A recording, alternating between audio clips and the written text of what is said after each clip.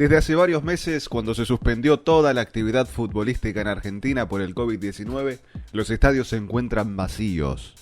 En el verde césped no rodaba una pelota desde aquella primera y única fecha que se jugó la Copa Superliga, mientras que los hinchas no ocupaban sus tribunas desde hace una semana antes de su corte, cuando aún estaba permitido el acceso. Hoy, por suerte y de hace poco tiempo, podemos disfrutar del fútbol. Con mayor o menor capacidad, una, dos o tres bandejas y diversas formas. Todos tienen historias para contar. Y entre ellas está la de sus nombres. El oficial, que en la mayoría de los casos refiere a un nombre propio con peso en la institución, o el vulgar, por el cual se los conoce popularmente. Estos son algunos de los destacados.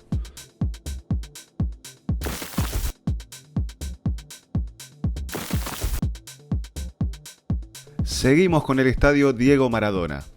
El Bichito de la Paternal, barrio donde está su sede, originalmente comenzó a competir en una cancha ubicada en Avenida San Martín y Punta Arenas, hasta que fue desalojado por no pagar el alquiler a Ferrocarril del Pacífico, que le embargó las tribunas. Fue en ese momento que mudó su localía a Médanos, Juan Agustín García y Boyacá, barrio Villa General Mitre, en 1939, cuando alquiló el predio que utilizó hasta 1983. La idea original fue, luego de la venta de Maradona a Boca, remodelar su vieja cancha, pero la dirigencia decidió invertir en el plantel profesional, y en 1983, con Diego ya en el Barcelona, Ángel Labruna pidió mudarse a Ferro por la necesidad de un campo de juego más amplio para desarrollar el juego, que lo llevaría a ser campeón nacional y de América. En 1995, luego de ser anfitrión en otras canchas como Atlanta y Español, vender la localía por un torneo a Mendoza y hasta jugar la Supercopa en Miami, se decidió comenzar la reconstrucción que demoró 8 años, hasta que en 2003 se logró reabrir el Diego Maradona, en honor al astro que debutara en 1976. Desde el 2019 lleva, además del sponsoreo de Autocrédito, siendo el primer equipo argentino en implementar el naming. Vamos para el estadio José Amalfitani. No es casual que, además de la cancha de Vélez, el Día del Dirigente Deportivo sea un homenaje a Don Pepe. Maestro mayor de obras de profesión y fanático del Fortín, se metió de lleno en la vida del club y al asumir la presidencia en 1941, decidió nada menos que poner su patrimonio personal como garantía para salvar a la institución de la crisis económica, saldar deudas y, como si fuera poco, inaugurar un nuevo estadio.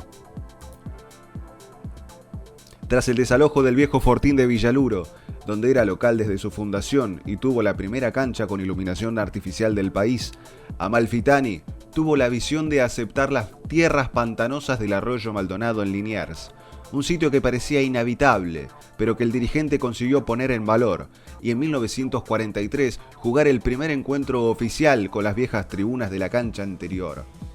Lo siguiente fue comprar las tierras en 1946, poner la piedra fundamental en 1947 y 4 años después, en 1951, inaugurar la cancha de cemento que lleva el nombre de Pepe desde 1968, meses antes de su fallecimiento. Fue la segunda sede porteña del Mundial 78, detrás del Monumental. Ahora nos dirigimos al Palacio Tomás Adolfo Ducó, uno de los estadios más pintorescos de la época. Abrió sus puertas en 1924 en la intersección de Amancio Alcorta y Luna, a pocas cuadras del Parque de los Patricios.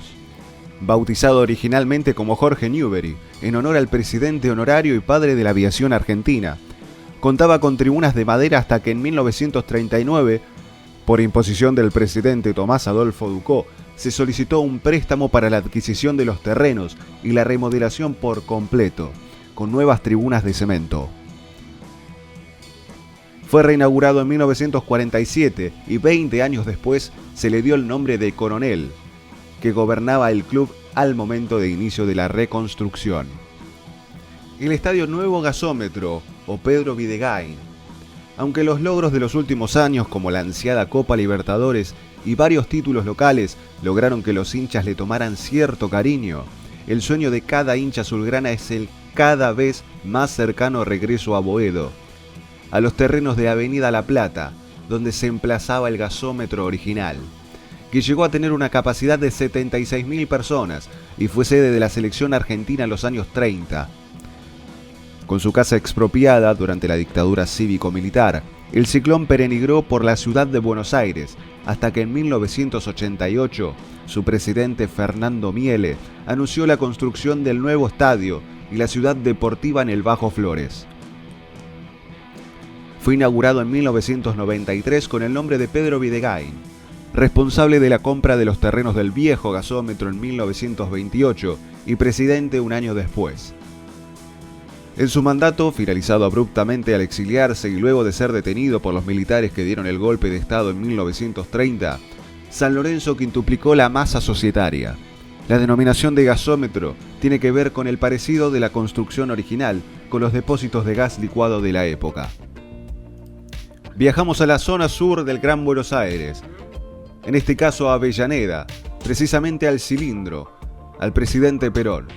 Desde su fundación en 1903, la academia hace de local en la intersección de los pasajes Mozart y Corbata, pero no fue hasta 1944 que decidió hacerse de manera definitiva con el predio y comenzar la construcción de un nuevo estadio que reemplace al anterior, con tribunas de madera. En 1946 el gobierno nacional otorgó un préstamo al club, por el cual la dirigencia de aquel año declaró presidente honorario a Juan Domingo Perón, y 4 años después, al momento de su inauguración, se le dio el nombre del mandatario.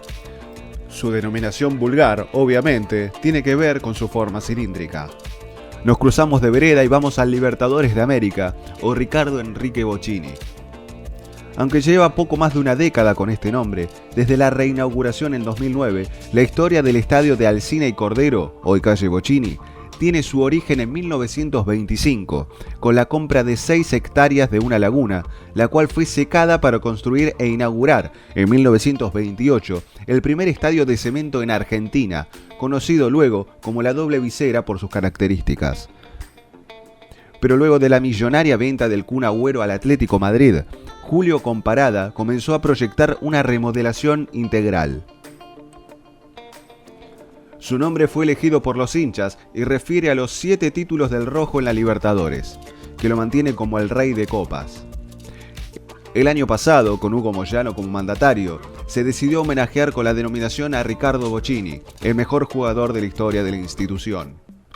Ahora bien, vamos finalizando el video con el estadio Alberto J. Armando, más conocido como La Bombonera, uno de los estadios míticos de Argentina, América y el mundo. Permanentemente surgen grandes figuras internacionales que cuentan que su sueño es jugar en la cancha de Boca, y Daniele De Rossi fue quien tomó la decisión de cumplir su sueño. La versión más fuerte sobre su nombre popular cuenta que Víctor Sulcic, arquitecto que creó el proyecto original a fines de los años 30, recibió como regalo una caja de bombones que era idéntica a su idea, por lo cual en la inauguración ya quedó el nombre de La Bombonera.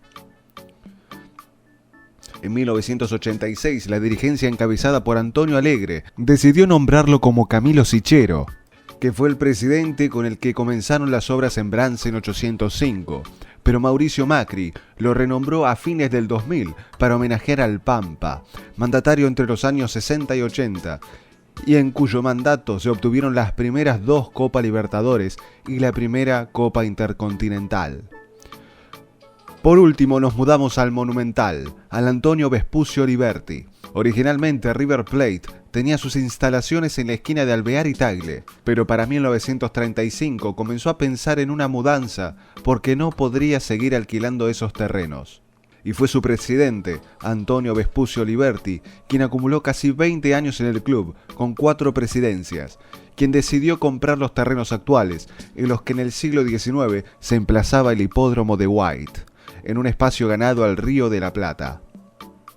El dirigente de origen italiano decidió construir la cancha más grande del país y que sea utilizada como estadio nacional, por lo cual el gobierno apoyó la compra de las hectáreas necesarias. La construcción incluyó una pista de atletismo, que en los últimos tiempos todos sabemos las renovaciones que tuvo el estadio, y se trató de una obra faraónica para la época, con sus planos similares al Coliseo romano.